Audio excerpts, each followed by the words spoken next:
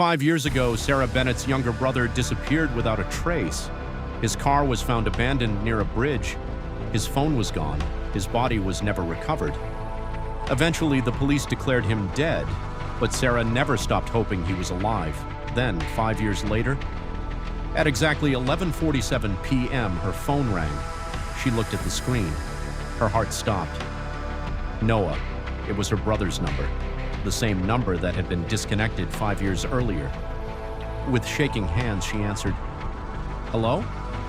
For several seconds, nothing. Then she heard a voice, weak, distorted, but unmistakably familiar. "Sarah." She nearly dropped the phone.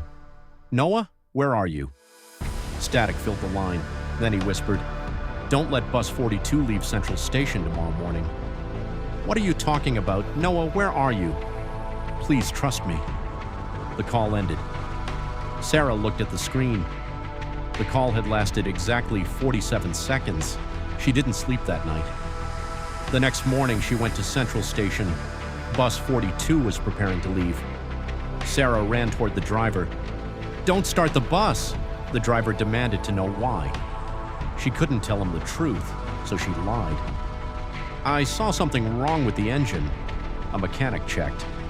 At first, everything looked fine. Then he noticed a broken fuel line. Gasoline was leaking directly onto the hot engine. If that bus had left the station, it could have exploded on the highway. Sarah stood there in shock. Her brother had known. That night, at exactly 11:47 p.m., the phone rang again. Noah. Sarah answered immediately. "How are you doing this?" His voice came through the static. "There's another one." "Another what?" "Tomorrow, Oak Street. Tell Officer Daniels not to drive there." The call ended. Again, 47 seconds. Sarah contacted Detective Michael Reeves, the officer who had investigated Noah's disappearance 5 years earlier. He didn't believe her at first, until she played him the recordings. The voice was Noah's, there was no doubt. Police traced the calls, and what they discovered made no sense. Every call was coming from the same location, Ashwood Bridge, the exact place where Noah had disappeared. Police searched the area again. This time, sonar detected something beneath the river. 30 feet underwater, they found a car, Noah's car.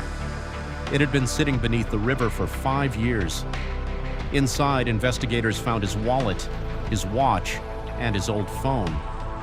The phone should have been destroyed, the battery should have been dead, but when an officer placed it inside an evidence bag, it suddenly lit up, ringing.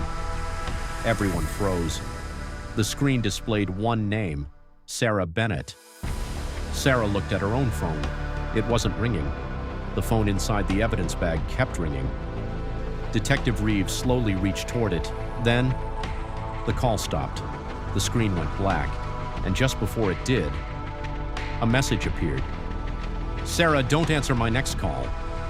Sarah stared at the screen because the time was already 11:46 p.m., 1 minute before the next call, to be continued.